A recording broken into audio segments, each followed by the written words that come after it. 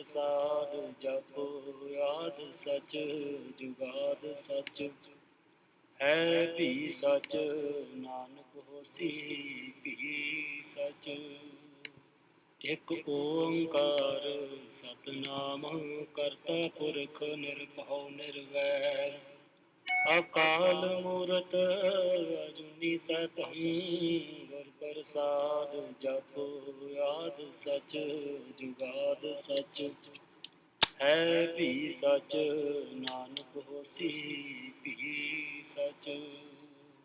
ਇਕ ਓੰਕਾਰ ਸਤਿਨਾਮ ਕਰਤਾ ਪੁਰਖ ਨਿਰਭਉ ਨਿਰਵੈਰ ਅਕਾਲ ਮੂਰਤ ਅਜੂਨੀ ਸੈਭੰ ਗੁਰ ਪ੍ਰਸਾਦ ਜਪੋ ਆਦ ਸਚ ਜੁਗਾਦ ਸਚ ਹੈ ਵੀ ਸਚ ਨਾਨਕ ਹੋਸੀ ਵੀ ਸਚ। ਇਕ ਓੰਕਾਰ ਸਤਿਨਾਮ ਕਰਤਾ ਪੁਰਖ ਨਿਰਭਉ ਨਿਰਵੈਰ ਅਕਾਲ ਮੂਰਤ ਅਜੂਨੀ ਸੈਭੰ ਗੁਰ ਪ੍ਰਸਾਦ ਜਪੋ ਆਦ ਸਚ ਜੁਗਾਦ ਸਚ।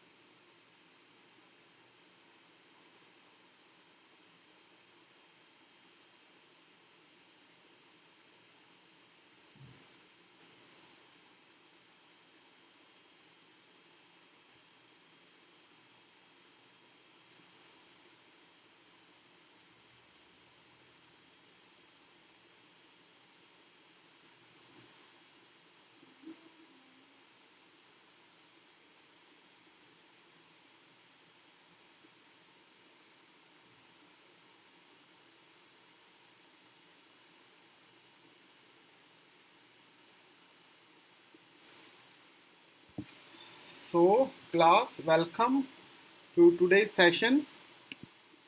Today is the last day of our class, so our sessions will be over from today onwards.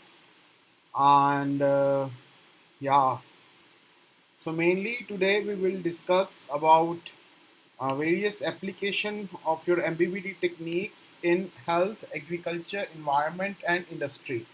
how they are helpful. So first, applications of your recombinant DNA technology in the perspective of health.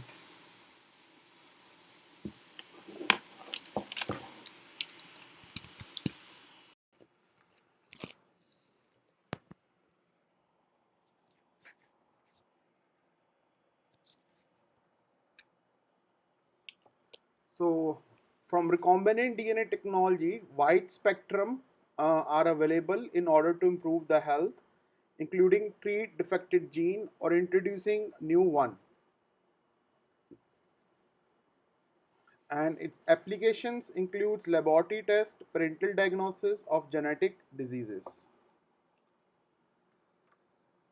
So production of vaccine. So it's include live, attenuated, acquired immunity. Uh, rDNA technology can be used to clone genes for protective antigens proteins, and hepatitis B, influenza, HIV, all these diseases could be, we can produce vaccine for all these diseases. So how do we do the production of recombinant uh, HB vaccine? Mainly hepatitis B virus is there with DNA and RNA with HB antigen producing genes, and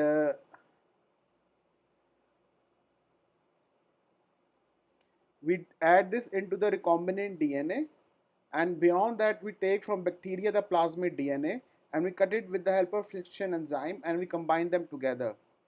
And then we will insert this recombinant DNA into the yeast cell, and after inserting it we will have our fermentation tank in order to build its amount. And then this bacteria will produce antigens. From these antigens we will extract and purify this vaccine, and at the end we have this vaccine present for us.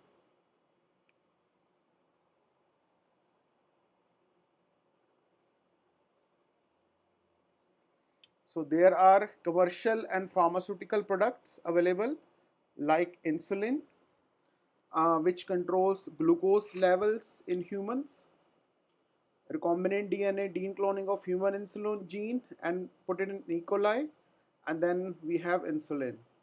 But this is devoid of getting byproducts by animal slaughtering. So we do not have to kill any animals in order to get our vaccine, our insulin. We can do it with the help of these prokaryotes only. This is the human, like we discussed in previous case, the HB vaccine, and we can also create the same way the human insulin vaccine, same process. And human growth hormone, which is also being used by many of your bodybuilders. So HGH is a homing polypeptide which is having 121 amino acids to 115 Dalton molecular weight.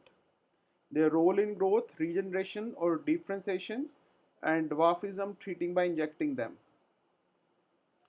So on the right hand side you can see the E. coli has a sequence of 24 amino acids of human growth hormone, and the deletion of sequence for 50 amino acids, and then the rest of 167 amino acids of HGH, and then we ligate them and then we insert into the vector of E. coli.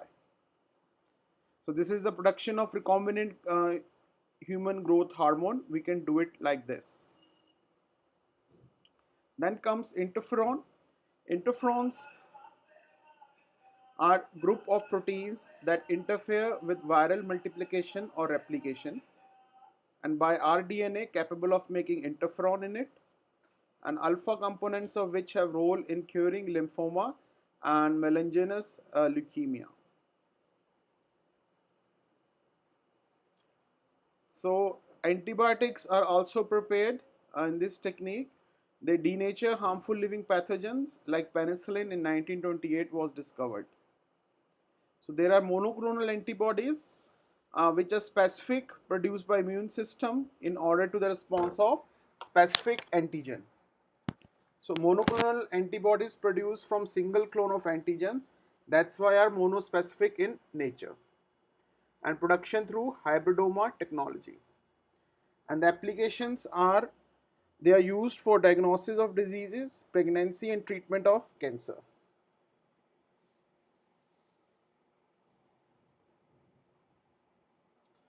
Further, we can use an immunization by adding an antigen to the mouse. We isolate the immune cells, these antibody forming cells, and then we fuse them with the tumor cells in order to grow them in huge amount. And this is called as your hybridoma.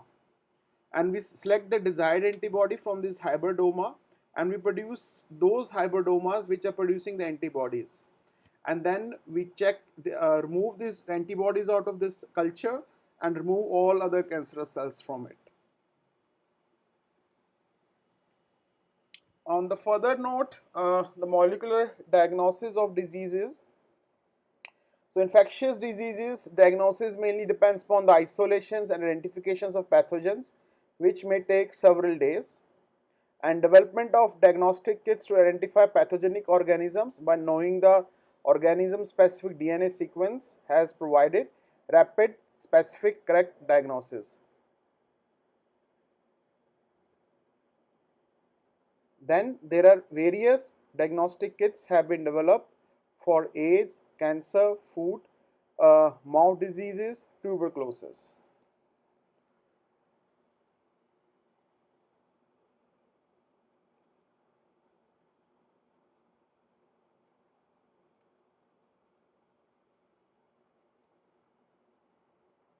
Then operating steps. Just a second, student. हाँ जी sir. हाँ sir, वो मुझे कल जैनब ने बताया था कि. जी सर. हाँ सर. हम्म.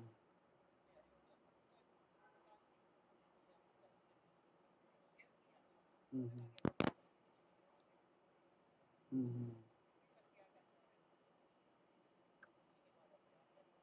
हाँ सर, न्यूज़ में आ रहा था सर ये कि यूप. जी सर. हम्म.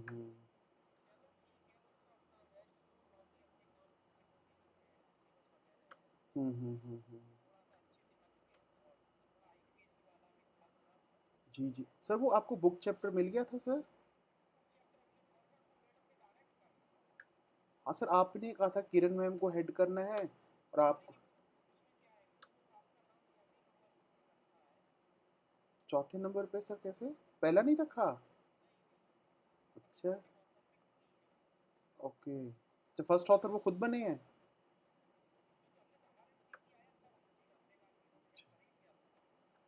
Okay okay. ठीक है सर. नहीं नहीं, ठीक है सर, चलो उन्होंने काम करा था, वैसे ही होना चाहिए. No worries, no worries. Hmm. Okay. Okay sir. Okay. Review paper है ना? हाँ सर.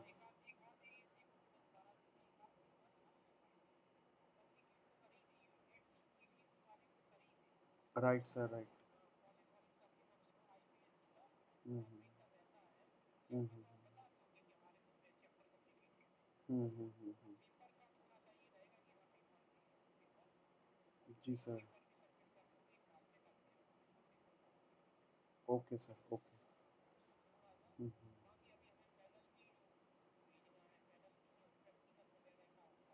जी जी सर. हाँ हाँ सर. हाँ हाँ हाँ.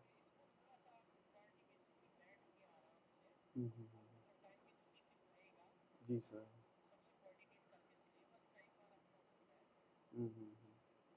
नहीं, हो जाएगा सर, वो हुआ पड़ा है सर ऑलमोस्ट.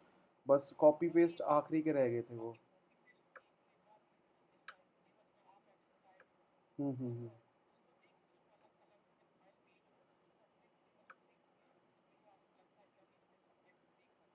जी सर.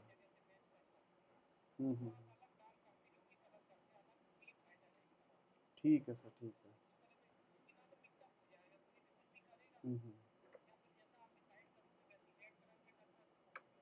ठीक है सर, ठीक है सर, ठीक है sir.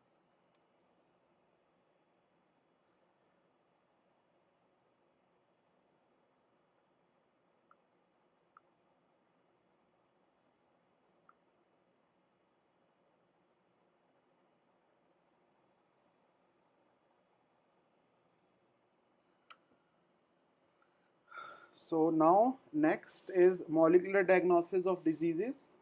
That is, infectious diseases diagnosis mainly depends upon isolation, identifications of pathogens, which may take several days, and development of diagnostic kits to identify pathogenic organisms by knowing the organism specific DNA sequence has provided rapid, specific, correct diagnosis. And there are various diagnostic kits have been developed for AIDS, cancer, foot, mouth disease, and tuberculosis.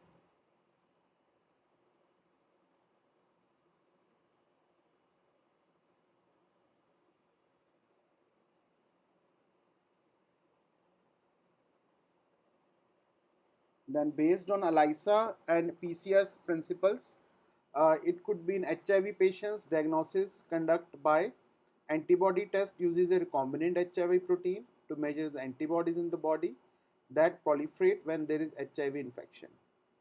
Then DNA test uses reverse transcription polymerase chain reactions to detect presence of HIV genetic material, and this technique was developed using recombinant DNA molecules and analyzing the genome sequences. So here in the A is antibodies and in the B is the antibody conjugated to enzyme. This is pathogen non-recognized and this is pathogen recognized. This is no binding, binding, and immune response follows. And this is the antibody conjugated to enzyme in the right hand side with enzyme added to it and change colors according later.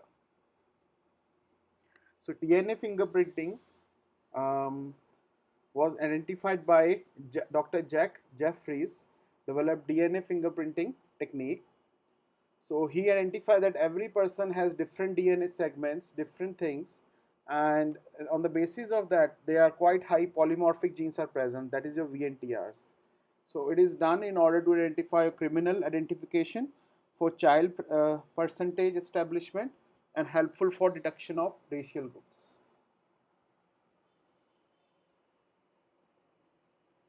Then this is your blood sample here on the left, and then DNA is extracted from the blood cells and DNA is cut into the fragments by restriction enzymes, and the DNA fragments are separated into bands using the electrophoresis gel. So and then we do this DNA probe with the DNA sequence, and then we put them on the nylon membrane here, and then we check over the X-ray ray and we get these bands. Then gene therapy, it injects functional genes into cell to replace missing or defective genes in order to correct genetic disorders.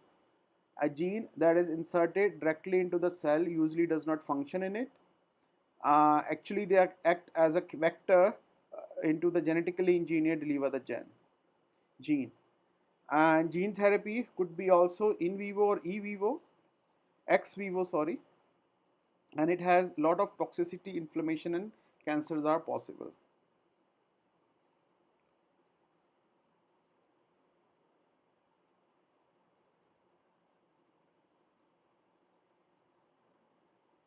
Then on the left hand side is direct delivery, on the right hand side is cell based delivery. In the direct delivery, therapeutic transgenes are there, and these are packed into the delivery vehicle such as a virus and they're injected into the patient. And your target organ is been there. And then therapeutic transgenes, your in this cell-based research is done. Your therapeutic transgene is first delivered with the virus and they are grown into the culture, and the genetically modified cells are produced in the lab, and then we insert them into the target organ, maybe liver. Then applications of recombinant DNA technology in environment. So we can use recombinant DNA technology environment to clean up the environment, measure the presence of hazardous compounds also. So applications of recombinant DNA technology in environment includes By recombinant DNA technology, we can remediate environmental pollutants.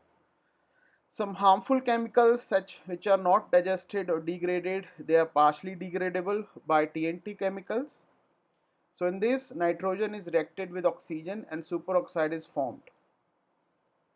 And then knock out the monodehydroascorbate reductase gene that will create resistance against TNT. So this is this is kind of environmental biotechnology is playing role in order to clean our environment with the help of these reductase genes things in order to find the answers. So we can use arsenic particles are toxic and they're present in the soil for the plants.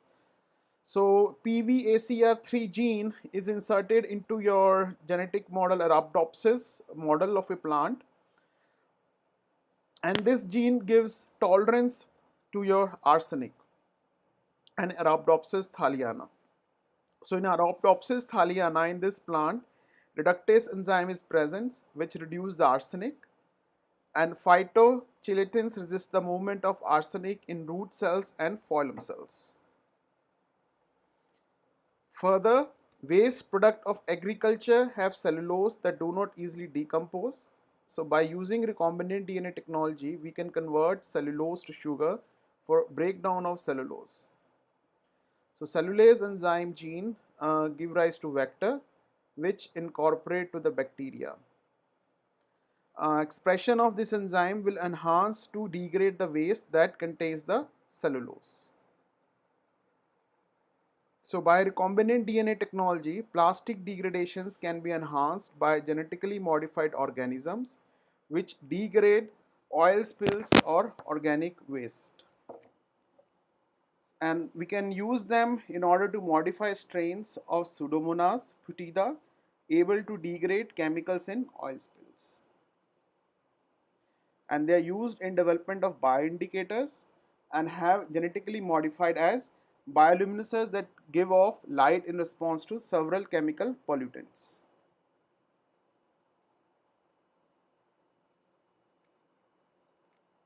So they are being used to measure the presence of some hazardous chemicals in the environment, and other genetic sensors that can be used to detect various chemicals contaminants also undergoing trials, and include sensors that can be used to track how pollutants are naturally degrading in the groundwater.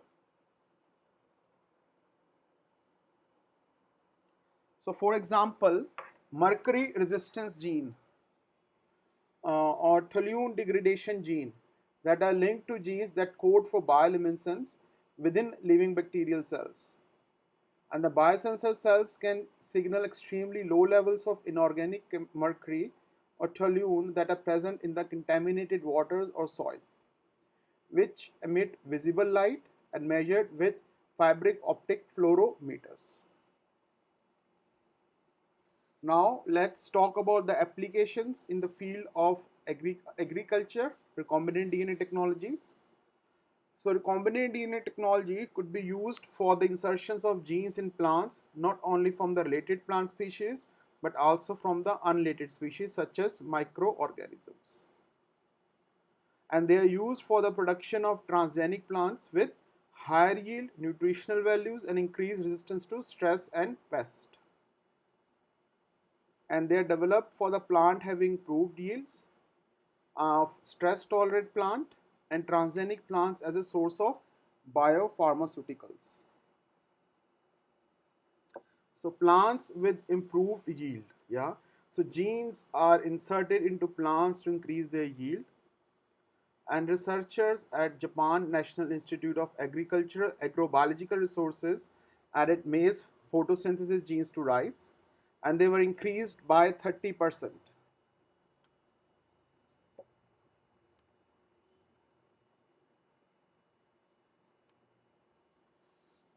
Then recombinant DNA technology is used to develop crops that can tolerate abiotic stress, and genetically modified tomato and canola plants that tolerate salt levels 300% greater than normal.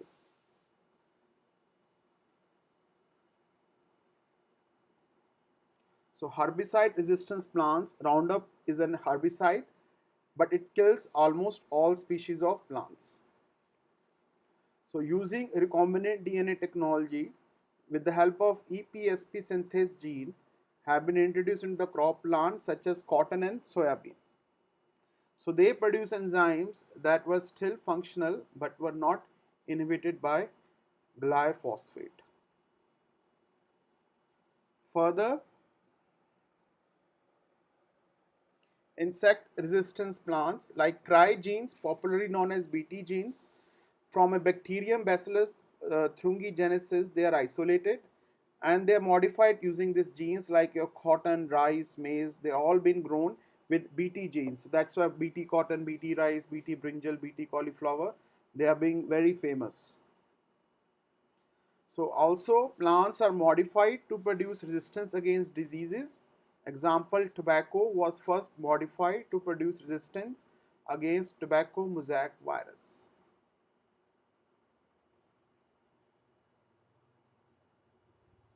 Then in the production of biopharmaceuticals, recombinant DNA technology used to produce a plant that will generate a seed that expresses a desired therapeutic proteins. So then seed stock is used for producing the desired proteins and desired proteins can be extracted from the seeds. So example is in corn biopharmaceuticals are produced by this. Then edible vaccines. These are the genes encoding antigenic properties that can be isolated from the pathogens and then expressed in plants producing antigens that can be beaten for vaccinations, immunizations. So in banana and tomato, edible vaccines are also being made. Then secondary metabolites are also being produced with the help of RDA technology. Like Arabidopsis plant is modified in order to produce your polyhydroxybutyrate, PHB, which is a biodegradable plastic. Now in the form of industry, how rDNA technology could be used in industry.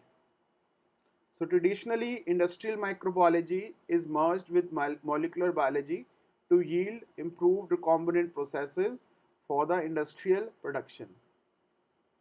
Primary and secondary metabolites, protein biopharmaceuticals, and industrial enzymes are formed for industrial usage.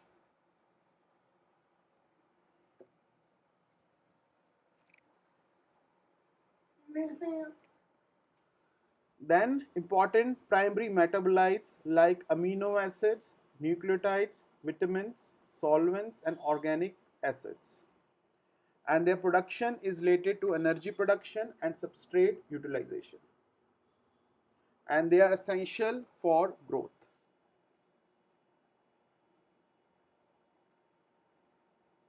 So vitamin B12 is produced commercially by direct fermentations utilizing the fungus Asbea gossypia.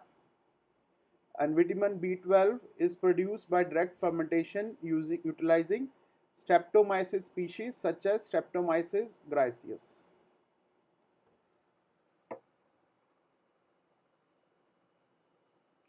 And also vitamin C is produced by utilizing glycanobacter oxidans and P carotene is produced by members of your Clanoforce family of phycomycetines.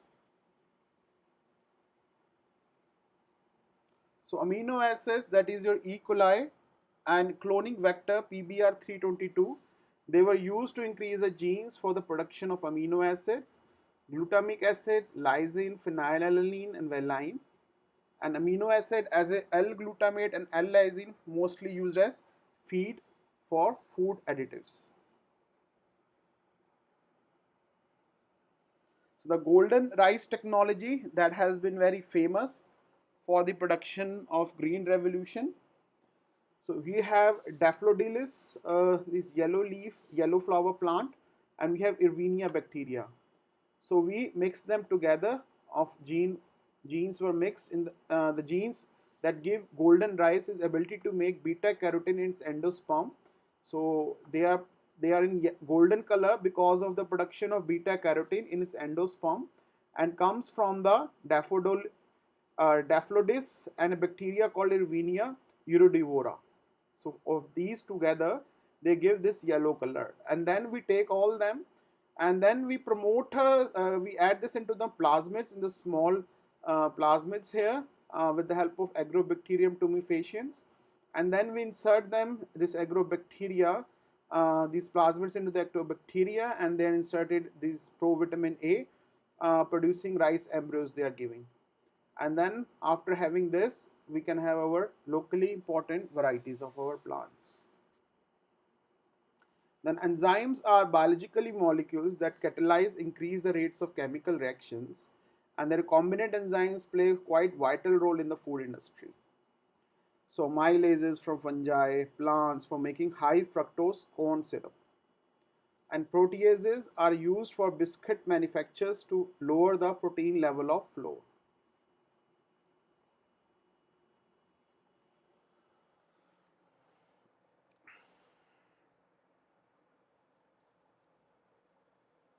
So double-stranded plasmid DNA expression is here, and we have promoter sequence. We cut DNA with restriction nucleases, and then we insert amylase coding DNA sequence to it. And then when we introduce recombinant DNA into cells here, then overexpressed mRNA and overexpressed amylase, they are we are able to get out of it. So this is how we can have amylase production.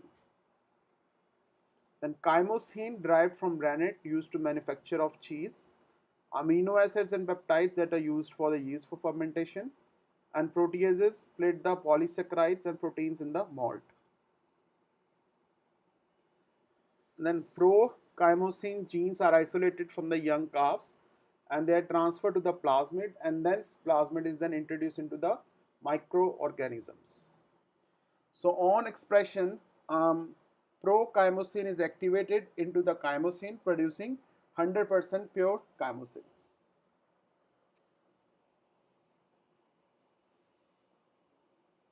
So in this, the first step is milk clotting process in the cheese making, in which your K-senolytic enzymes, they contribute the micelle precipitations.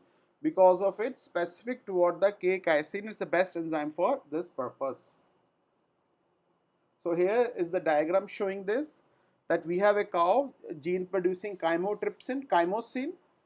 We isolate from the DNA, and then we have this plasmid. We combine them together and then transform to the agrobacterium, and then we make lot of bacteria like this in the culture, so that the chymosin proteins could be produced in huge amount, and we isolate it, and then isolated chymosin is used to make cheese then. So this is how you can produce your recombinant chymosin in order to produce cheese. In the biofuel industry, cellulose is used to break down cellulose into sugars that can be fermented. And in molecular biology, restriction enzymes, DNA ligase, polymerases used to manipulate DNA in genetic engineering, important in pharmacology, agriculture, and medicine, which is used in forensic science. So that's it from this part.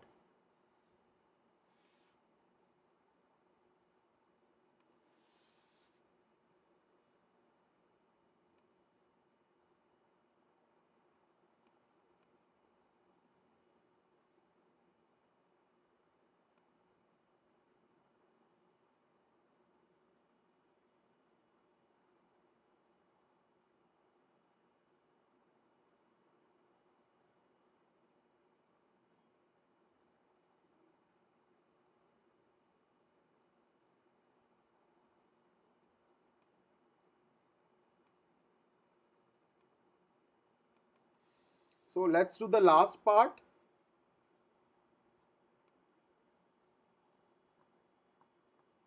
The prominent cases of research so we will talk about how the research is done, how the misconduct is done, and why should be ethically right in research. So these are the various FAQs if you start your PhD or your master thesis work. Does your PhD require ethical approval? Do I need to store my original data? And I'm allowed to eliminate outliers. These things are quite necessary to be discussed. Then responsible conduct of research, the values, legal framework, data management, and lab notebook keeping. A case study should be there. Misconducting research, if it is there, the fabrication and falsifications, plagiarism could be the reason behind it. Then shared values for the responsible conduct of research: honesty, accuracy, efficiency, openness.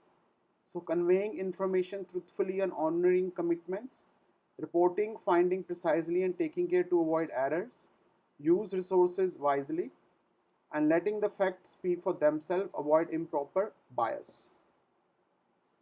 So first section is general principles, the rules of good scientific practice. That is that it should be preventive measures, scientific misconduct. So we will discuss all these things in it. So procedures in the case of suspected scientific misconducts are as follows.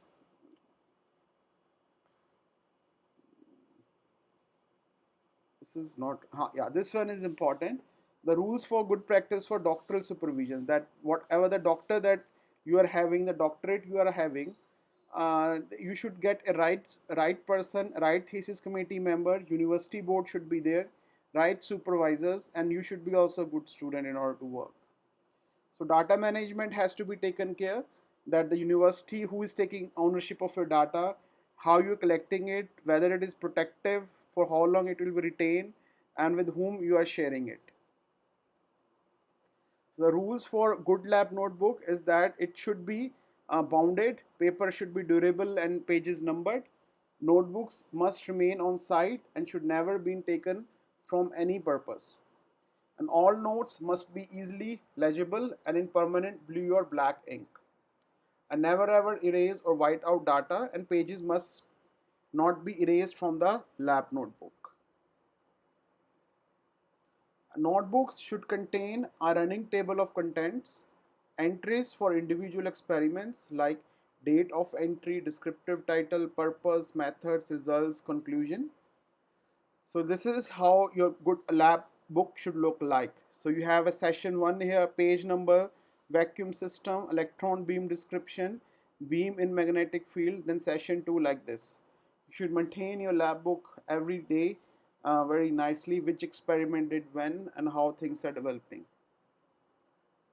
So case study, scientists behave badly. So here we can see that top 10 behaviors and other behaviors: falsifying data, ignoring major aspect of human subject data, using another ideas without obtaining the permission, unauthorized use of confidential information, failing to present data, overlooking other flawed data. So these are all the various misconducts that are done at very large scale. So what are the various research misconducts are possible? That is fabrication, falsification, plagiarism, sabotage, violating the recognized rules of authorship.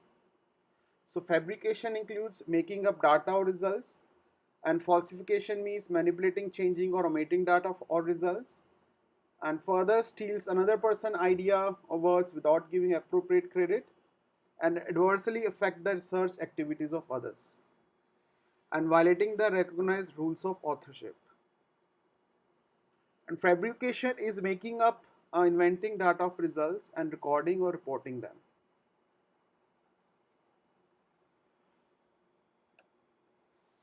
Then falsification is manipulating, changing, or omitting data or results. So we can see a German minister is being not being part of the mob.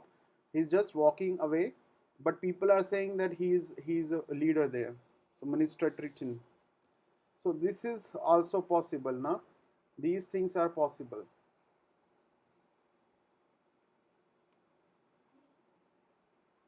So there could be image manipulations, like here the data of Western blot.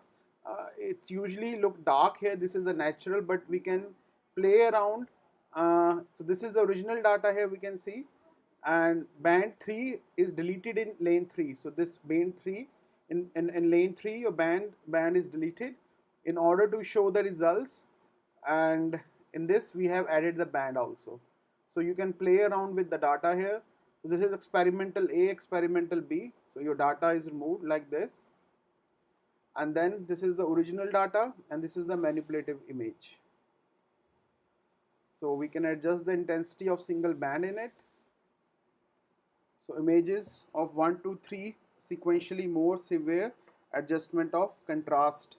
So we can see this is the original image, but with the contrast they are showing just one band. This is not right way of showing your data. This is original image, and right hand side is the manipulative to remove these small bands. Original image with these two cells, and the manipulated showing these beads, these particles to be more darker, also not good. This is manipulative image in order to just show cells much better, but when they were seen with the help of contrast adjustment, so these much of big cells were present, not like this. And also plagiarism, which is to steal another's personal idea results without giving appropriate credit. So plagiarism is a practice of taking someone else's work or ideas, passing them off on, and quotations mark should be used to indicate the exact words of another. So the free use of copyright work is permitted to bring about a new independent work, but the new work must itself fulfill all the criteria of intellectual creative achievements and displays the creative power of the original text used to a certain extent.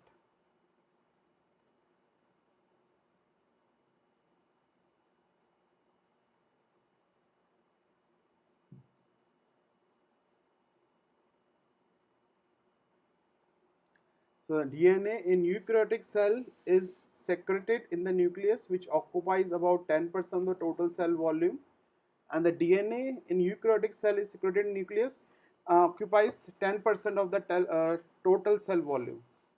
So which one is plagiarism, which one is it? So we have to identify. So this is quotation is not there. This is wrong quotation actually, Albert et al. And this is paraphrasing. This is also plagiarism. And this is direct quotation from there. This is also not fine. And this is the correct quotation. So we changed things. We added different stuff. So this is the right thing to do so. But this is the right one in which we have also proposed that how other authors have shown the things, while our experiment shows like this. So you should show data like this. So these were the various ways in order to identify the right thing. I will share this with you also. So that's it today. We are done for the class now. You can submit your review paper as long as, I don't know which date I told last time. Maybe, I don't know, 10th of May or 15th of May. I have to check the group.